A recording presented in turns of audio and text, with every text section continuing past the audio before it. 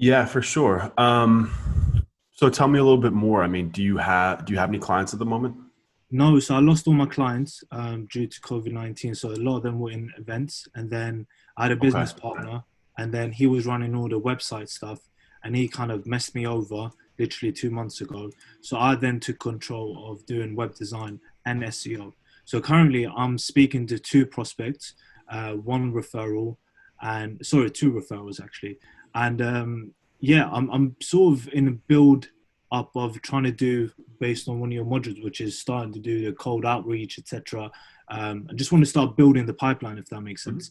Yep. That's kind of where I am at the moment. I wish I had better sort of results, but yeah, I'm just trying to start from scratch with your blueprint, of course. No, I mean, you'll get there, right? You just gotta. It's like pushing a rock uphill, and it's almost like a chicken and the egg situation too. When it's like, how do you get started, and how do you sell when you need, Yeah. case studies and results to really sell the best. I actually just wrapped up a call with a Blueprint member who's working with his first client, and he's getting them really good results. Obviously just following the processes and whatnot, but he's saying that he's not working for much with that client right now because he's doing that just to build a case study. And for example, he's taken that website, I think he said from like 2,000 visits to like 5,500 or 55,000, like a lot. It really, really exploded in. And basically what I was telling him to do is just document everything, document all the steps, put together a really good case study, a blog post about it, make sure that you can get the client on the phone and, do some sort of testimonial review, speaking about your services. It's when you're first getting started, you're being able to document the results and then take those and communicate that to future prospects are going to help you out to go a very long way. So that's number one. Mhm. I always push people in Blueprint to charge more, but when you're first getting started, sometimes you got to charge less, Yeah. just to get the ball rolling. But you're also at the benefit too, where you can drastically undercut prices of other agencies.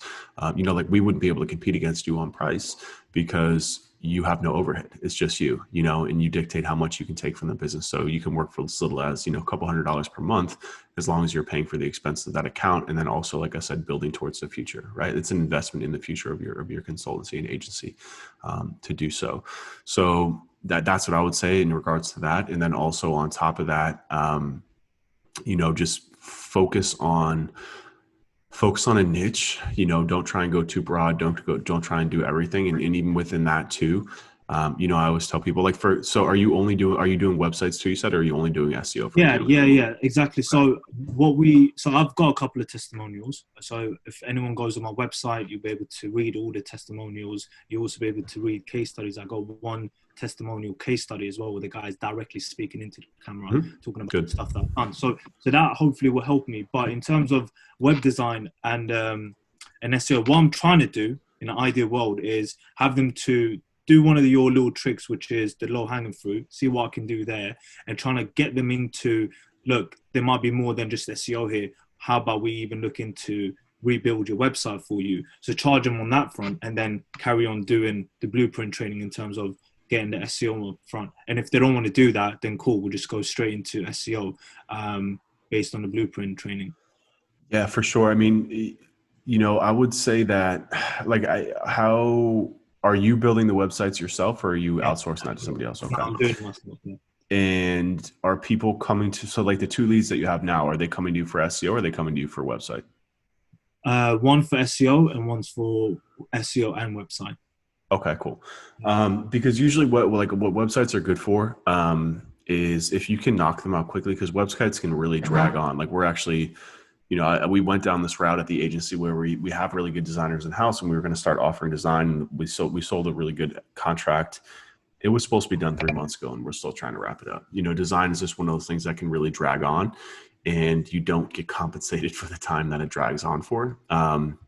So if you've got a good process to build out like Webflow websites, I've heard really good things about Webflow, by the way. I haven't used it yet. Amazing. Yeah, Amazing. I've heard Yeah. really good things. But if you can knock those out quick and almost essentially use that as like a tripwire. So like what I'm telling people, a lot of people, they're coming to the Blueprint now. They're not just SEO agencies, but they're design agencies who want to offer SEO.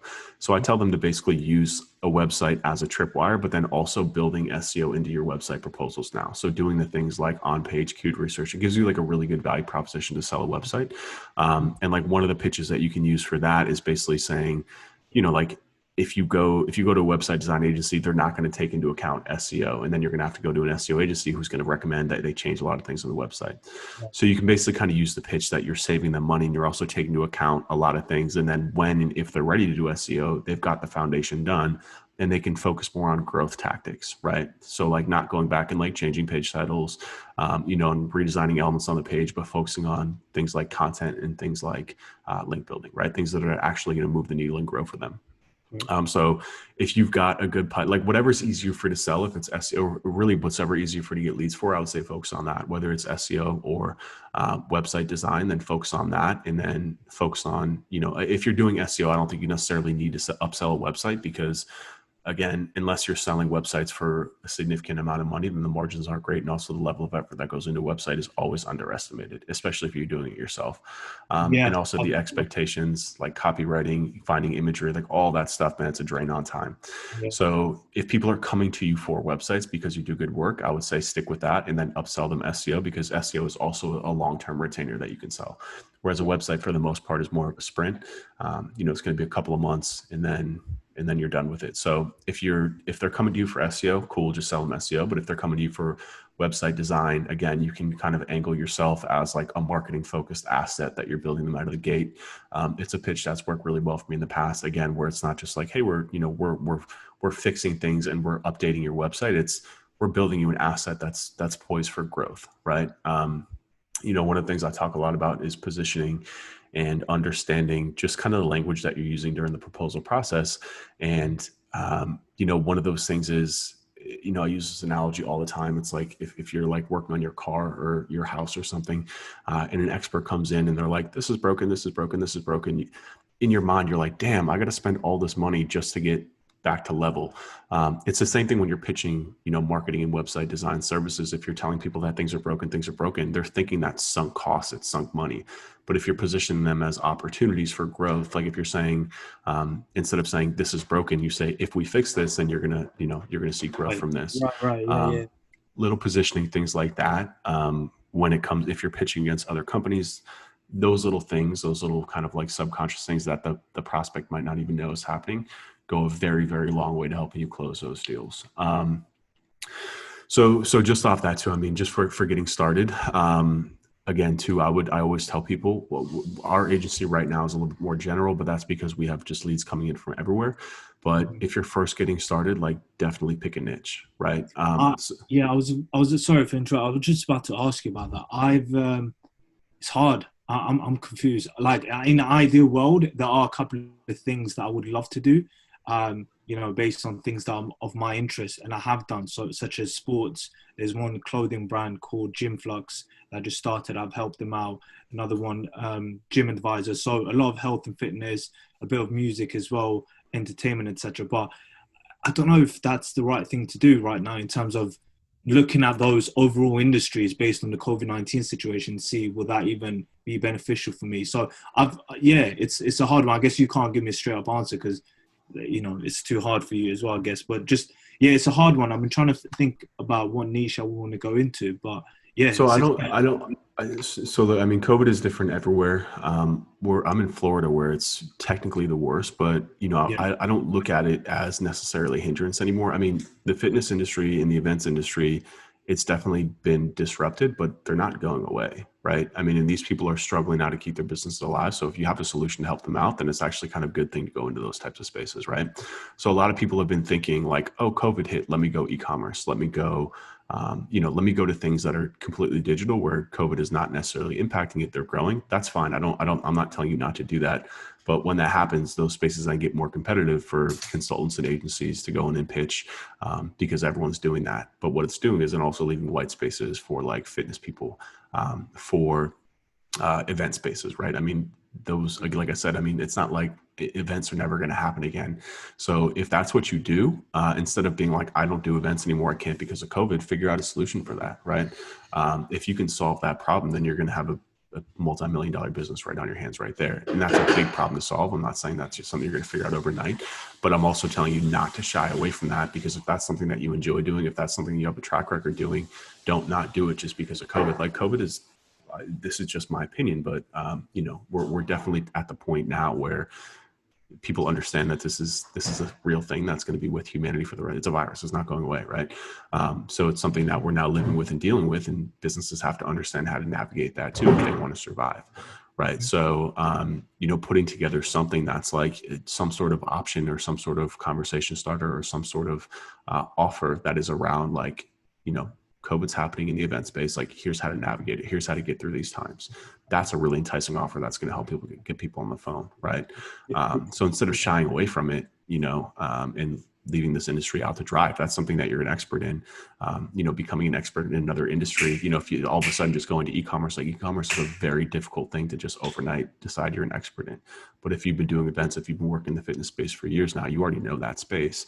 It's just a matter of asking a different question, solving that problem, and just for context on that, like a friend of mine, this is a big undertaking, obviously, and SEO is not necessarily the best way to attack it, but just for context on how you can solve a problem. Like a friend of mine has a gym, and they started doing a lot more stuff online, and they've been like begging me to help them out because they need to digitize their product if they want their gym to make it to the next level. And their gym is already starting to come back, and now they want to invest more and more because they got to taste the digital. And they're like, holy shit, this is a very real thing.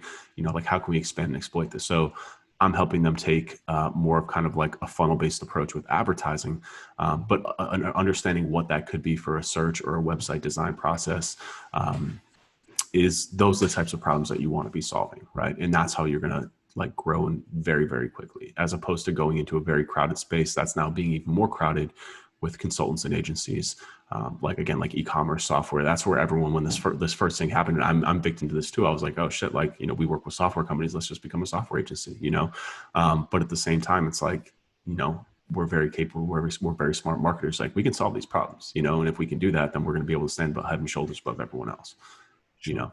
But at what point, if you don't mind me asking, at what point did you guys go from one particular niche to, was that X amount of revenue where you decided, all right, cool, now we can do pretty much everyone and anything?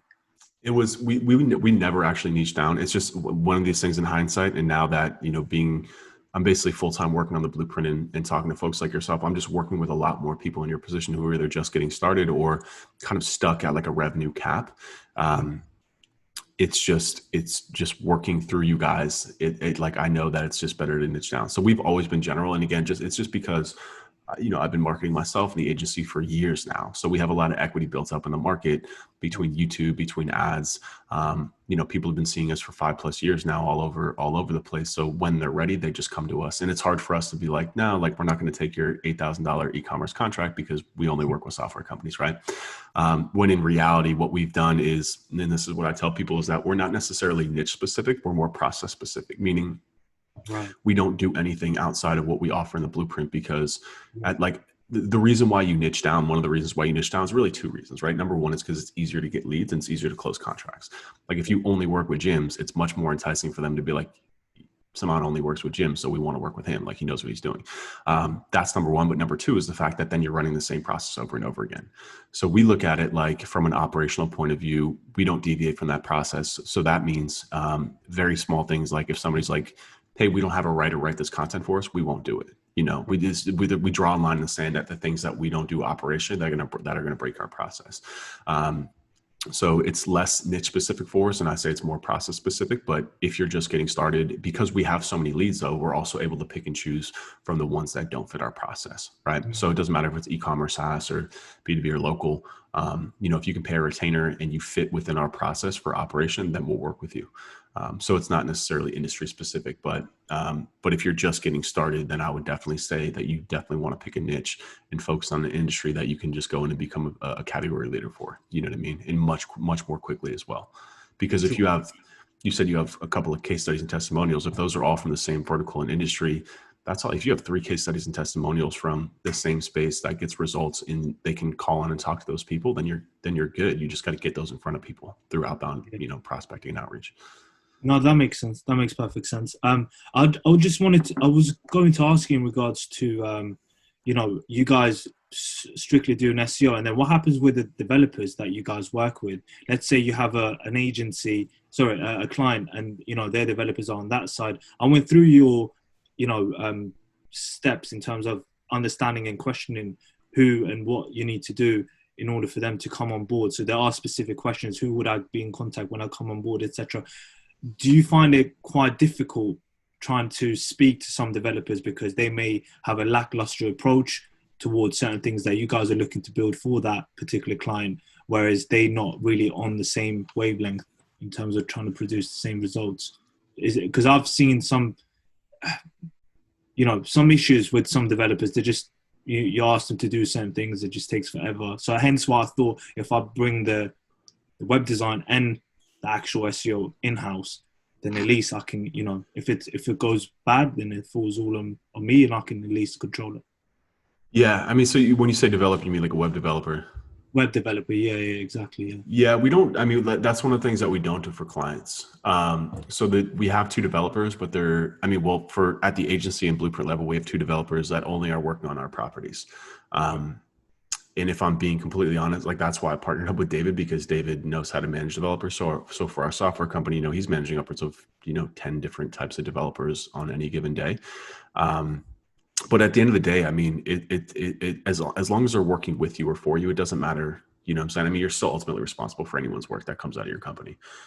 Whether it's you or an outsourced person or a full-time employee, it's ultimately going to roll up to you no matter what. So, that's just part of, I think you're at the point where you're probably a little bit too early on to be worrying about other people. Like I would say, get your first couple of clients first. And like, again, like get your process dialed in, like get those leads coming in to the point where like you figure out like, like you want to break things, right? You want things to break within your agency. And once something breaks, then you know where to hire. So, and also with Webflow too. I mean, do you really need a developer with Webflow, or is that just more for like setting up No, domains and stuff like no, that? no, Yeah. no. So, yeah, so with Webflow, ideally, you don't really need it. Like everything happens, the coding and the actual design happens Yeah. at the same time, right? So hence why I thought if I was to take that responsibility, then I don't need to speak to the client's developer, whoever that person is. Everything will be within my facility and maybe cause less friction. Oh, I see. I see what you're saying. So you're saying that working with client developers or the client's team, things Yeah, don't get yeah, done, things aren't done yeah, properly. yeah, That's, I mean, that's just part of the joy of running an agency, man. I yeah. mean, like one of the things that you just can't change is just is things like that, and one of those is interfacing with the client staff, the client's team. It happens at all levels. Especially when it comes to like, if you do something like a technical audit and you make a lot of recommendations, a lot Mhm. of times that will just sit on the shelf because Yeah. developer, I mean, that's a whole nother conversation when you get into more like enterprise SEO. It's actually like so much less about like, how do I do a technical audit? And it's how do I interface with this client to make sure that they understand the severity of these issues that we're presenting, how to get these things done, how to prioritize them. Because you got to think, I mean, a developer in-house at a company, they've got a million other things to do. And just because you as an agency are coming in and telling them something to do, they're like, that's great, but add it to my list of stuff. So for the most part, it's usually just not a priority for them unless that company makes it a priority. So part of your job as a consultant, as an agency, is to make sure you understand who internally at that company is going to be able to make sure that those people are motivated to get the work done, and that's just something that you develop over time, again, like understanding, number one, who should I be talking to and how should I be talking to them, because at the end of the day, you're not going to get the results for clients if they're not getting things done, if they're not doing them the right way. So a lot of what being an agency and consulting is just knowing how to communicate properly. Yeah, yeah. No, no, that makes perfect sense. These are pretty much some of the key questions I had for you. So I appreciate you explaining them. I just Cool. had a couple of more. I just got them written down here on my other screen here. I just wanted to know what are your thoughts about hiring in-house, especially with the pandemic going on here. Here in London, they've been quite reluctant of letting people going back into offices, etc. Because I'm trying to streamline things and trying to keep things at lower cost. Mhm. I looked at your blueprint in terms of the structure and having some of the legwork, quote unquote, to the offshore people, and then getting Mhm. someone in the in-house here. Would you recommend getting someone in London for the more once it gets to that point, maybe in hopefully 2 months' time, where they are the sort of overseas of those people offshore? And if Mhm. so, would that person be required to be within my sort of facility, or would I have to be able to manage them? Or do you think it would be cool to do stuff like this, where it's a bit, you know? a bit more? I think it's all your personal preference. You know, like as you grow and you start hiring people and managing people, you'll understand that you have a specific management style. That's also something that you'll always want to work on. We at our agency, just for context, have made the decision that we're just going completely remote. Like Okay. we've always been kind of on the like we've got a handful of people here in Miami. But the challenge is that when you're really growing and scaling and you have a need to hire people fast and get people in position quickly that can hit the ground running, you realize that you're really hamstringed by hiring locally because it's more expensive, it's more time consuming, and it's honestly like it's a lot harder to fire people when they're local than it is if they're just kind of remote, Fair you play. know. Fair So play. Fair play. Yeah. I think one of the really amazing things that's coming from COVID is the fact that like people were forced, even kind of like the older school people that were like, no, we need people internally, we need them in our offices. This has forced people to be like, we don't have a choice but to figure out how to work remote. And now that the dust has settled 6 months later, people are like, this is pretty good. Like people are still getting stuff done, you know? So we made the decision to go completely remote. And like, we honestly, it was I always knew that it was the right way to go, but it was kind of an ego thing that was like, no, I want to have a team. I want to have an office. But like, you know, we're now able to hire people. Like I just hired someone from the Blueprint yesterday. I just plucked her out of the Blueprint. So I'm obviously, you know, she's a little bit kind of got a head start, but you know, within 2 days she's up to speed and she's good, you know, and like we're able to communicate very quickly via Slack, hop on a Zoom call for 30 minutes.